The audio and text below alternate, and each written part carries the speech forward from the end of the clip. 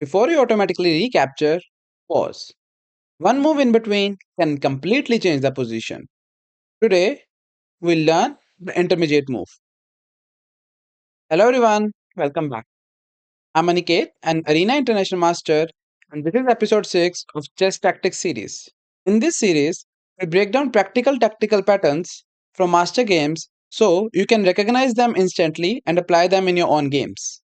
Today's concept is intermediate move. What is an intermediate move?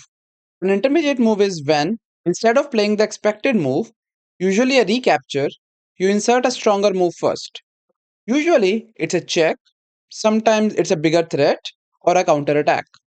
The habit is simple. Before you recapture, ask yourself, is there something more forcing I can play first? Let me show you a simple example to make this clear.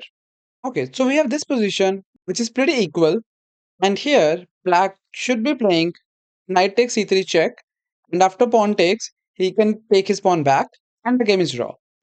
But here, what black played is rook takes c3, and he's expecting if pawn takes back, he can simply fork the king and rook, and black is completely winning in this position. But what he missed is an intermediate move, because after rook captures the bishop on c3, it's not forced for white to capture this. What white can do is white can simply give a check on b6. It's a check, the king has to move, and it doesn't matter wherever the king moves. Now you're gonna capture the rook, and now white is completely winning because black missed a simple intermediate move. That's the core idea. If you're enjoying this series and want to keep improving step by step, make sure you subscribe. Now, let's look at how strong players use this in real games. Position 1 is Unzicker vs Thal from Milan 1975. Thal was the 8th world champion, famous for his attacking imagination and fearless sacrifices. Unzicker was one of Germany's strongest grandmasters for decades. If you ever try to automatically recapture against Thal, you are already in danger. So here we got this position. Thal just played queen to g7, and now he wants to trade the queens. But that is not good for white. So pause your video and find the best move for white.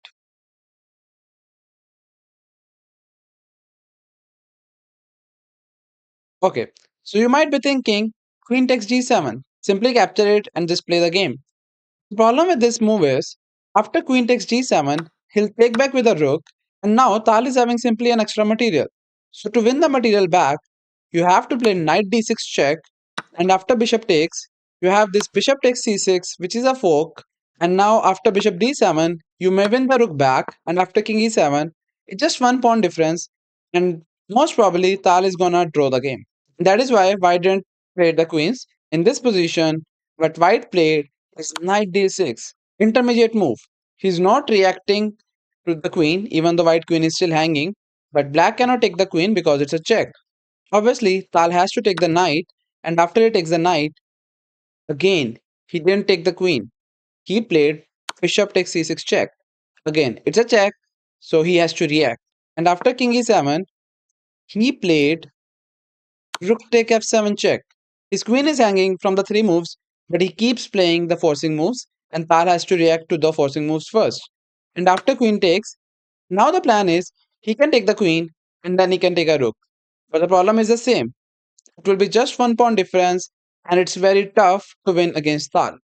So he did not take the queen and he played queen takes h6, simply grabbing the pawn.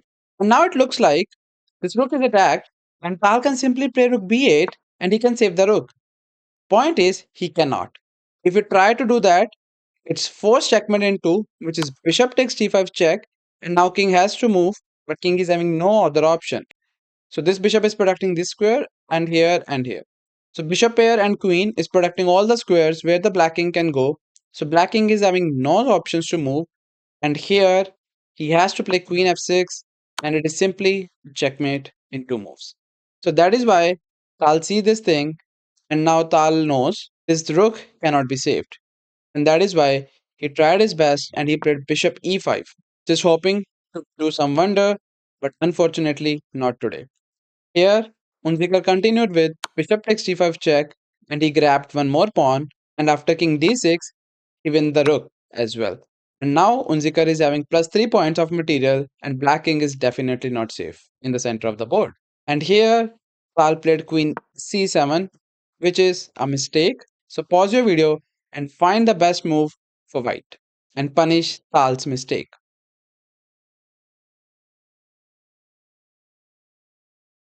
And here, Unzicker played queen takes e5, simply sacrificing a queen. Pal saw that and he simply resigned the game. The point is, it's a check. If king goes to d7, he simply lost a bishop and he's gonna lose the game. And second thing, if he takes the queen, there's a bishop f4 check, which will simply win the queen. It's bishop pair versus a bishop, completely winning for Unzicker and Tal, and that is why Tal resigned the game. Now, let's go to the next one. Position 2 is Kotov versus Kholmov from US Championship 1971. Kotov was a World Championship candidate and author of Think Like a Grandmaster. Kholmov was one of the strongest Soviet grandmasters of his time. This one is subtle. So here we got this position which is completely winning for white. And usually when we see this position, it's a pin and it looks like that we are simply gonna take the rook and go to the endgame. But the problem is, if you're thinking of bishop takes c5, the point is after rook takes and queen d4, just making a pin, he has a simple way out of this position, which is rook c7. And now if you take a queen, then rook takes and he is fine. And if you take the rook, then queen takes back and he is fine. And there's nothing special can be done. And this game is a rook pawn end game. And mostly it's gonna end as a draw. So that is why, so that's not gonna work if you're thinking about this. So here, pause your video and find the best move for white.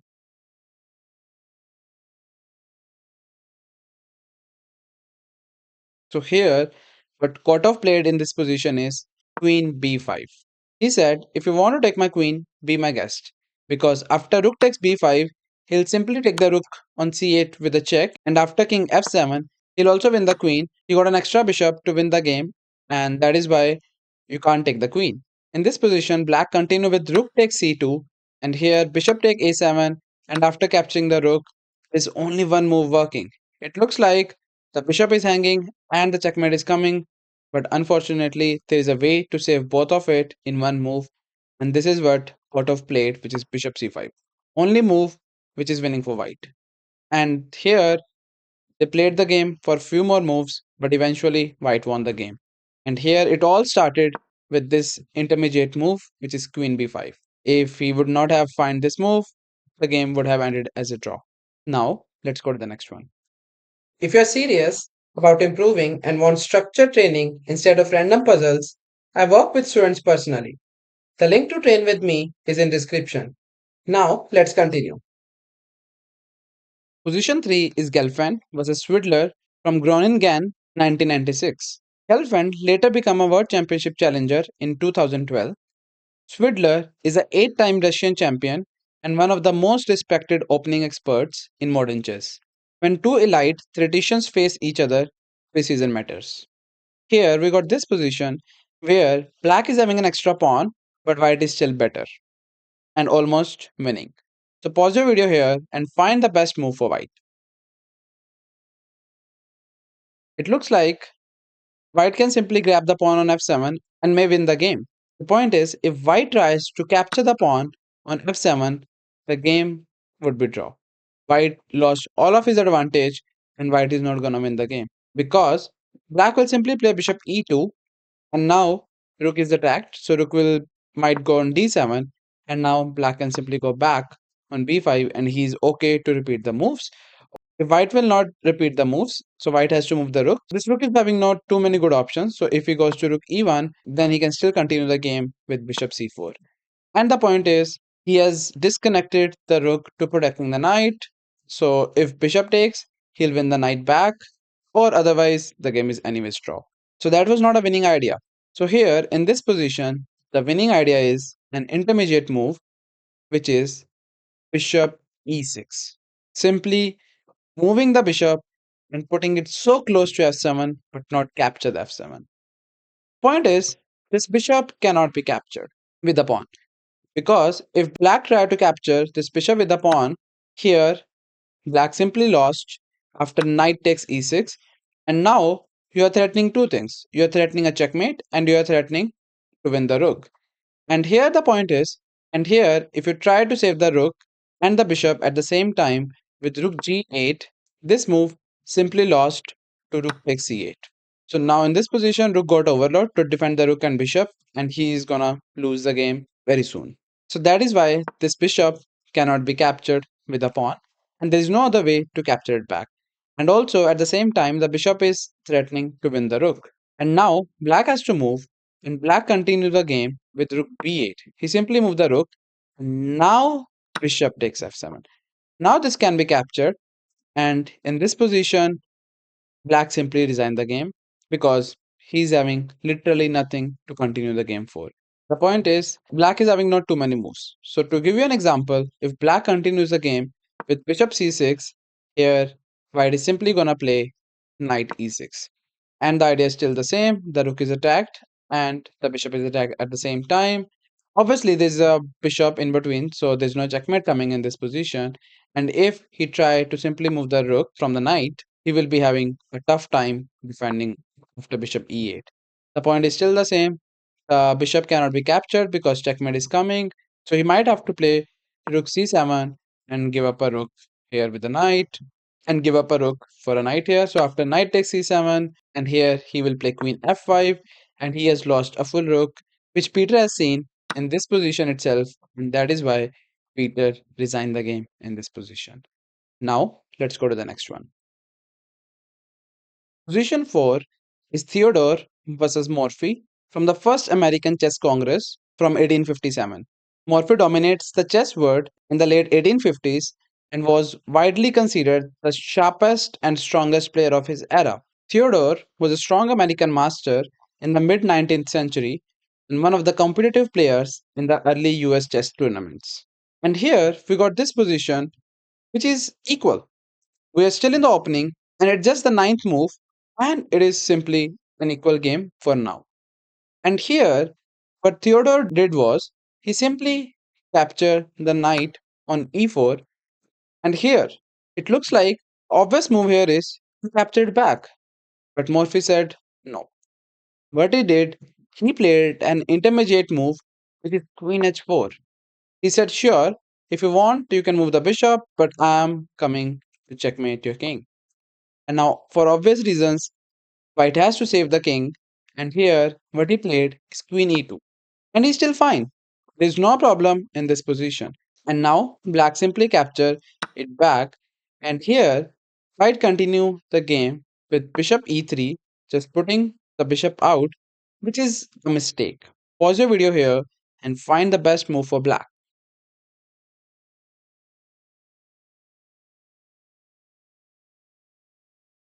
And here the move was bishop g4. Again an intermediate move.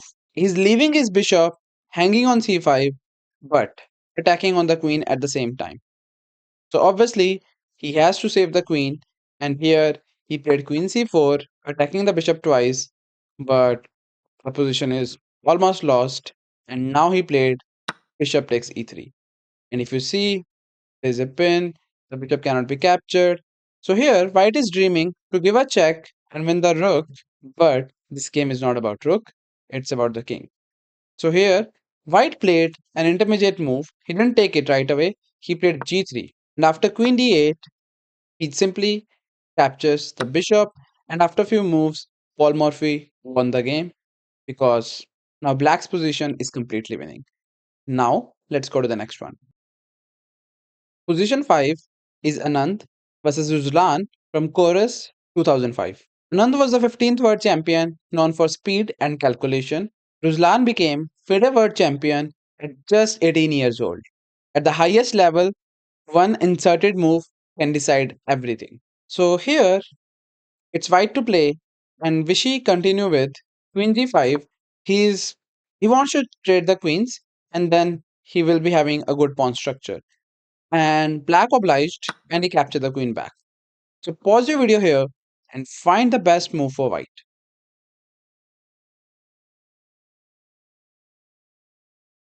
The move is definitely not h takes g5. The point is, if you think of h takes g5, It's still winning for white, but white has to go to the endgame and win the game. The point is, he'll play rook f4. And now, the white rooks cannot enter to the black's area. And here he has to capture the rook. And after pawn takes and other rook takes, yes, white won the second pawn. And now he's in completely winning position. But he has to play the endgame to win the game. Because what black is gonna play is black will play rook f8. And after rook takes and knight takes, they will get this position. And now white has to play the endgame and win this game. So that is why that's not the best, and Vishy did not play that move. What Vishy played in this position is Rook f7 check. He said, I will take your queen later, but I want to give a check first and enter in your territory with my rooks. And obviously, he captured the rook, and Vishy continued with rook takes f7 check. And here he played king h8. But even if you might be thinking, if king g8 attack the rook, and now queen is also hanging, the point is busy rook g7 check.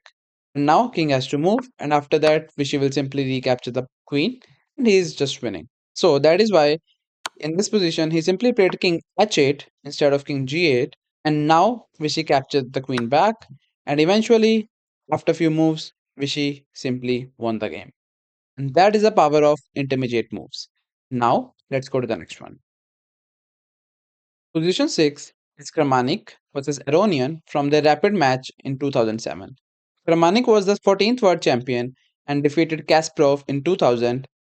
Aronian has been one of the most creative and consistent elite players of the last 2 decades. Even in the rapid time control, discipline separates the best. Here we got this position where white is clearly winning. Here, black simply captures the pawn and gives a check. And now the obvious move, which pretty much everyone will play, is to capture it back, but not Kramnik. That's why they are elites. The point is, if you take it, he'll simply capture the pawn on b2, and yes, white is still winning, but that's not the best. So here, after b takes c4 check, what Kramnik played is king c2. He said, I'll take the pawn later, but firstly, let me attack on your rook. And now, rook has to move, and wherever the rook will move, it doesn't matter much because you're simply gonna capture the pawn back. And now you didn't lose any pawn, you're simply having 3 extra pawns. And here, Aronian simply resigned the game. Intermediate move is not about brilliance, it's about discipline. Every time something gets captured, pause and ask, do I have a check? Do I have a stronger threat? Can I improve before recapturing? Build that habit and your tactical sharpness improves immediately. Comment below your favorite chess tactic. I might cover it in the next episode. And if you want to keep improving through real practical positions, subscribe to the channel. I'll see you in the next one.